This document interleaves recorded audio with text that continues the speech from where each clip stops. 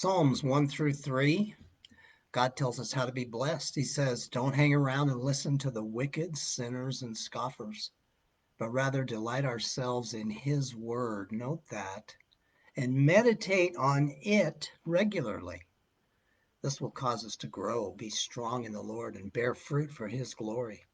God points out that some resist and reject Him and His Son, Jesus, the Messiah.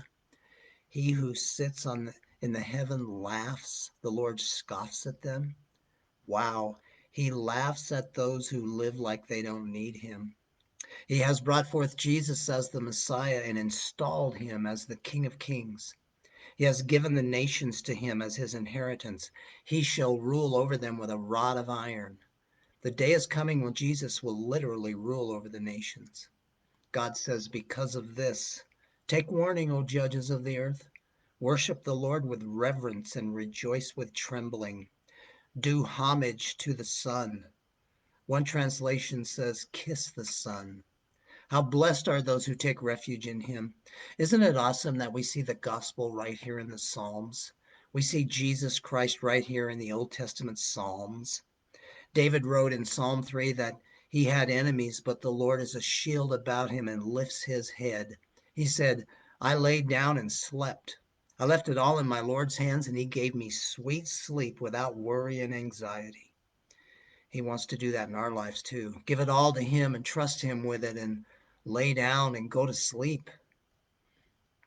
Acts 17, 1 through 15, Paul taught in the synagogue on 3 Sabbaths in Thessalonica, explaining and giving evidence that the Christ had to suffer and rise again from the dead, saying, this Jesus whom I am proclaiming to you is the Christ. Some Jews, God-fearing Greeks, and women were persuaded. Once again, jealousy raised its ugly head, and some Jews attacked the house of Jason, the synagogue leader, and brought him before the city authorities, complaining that he had supported these who claimed some king other than Caesar.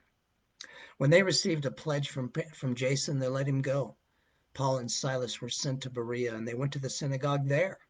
These were more noble-minded than those in Thessalonica, for they received the word with great eagerness, examining the scriptures daily to see whether these things were so. I just love that.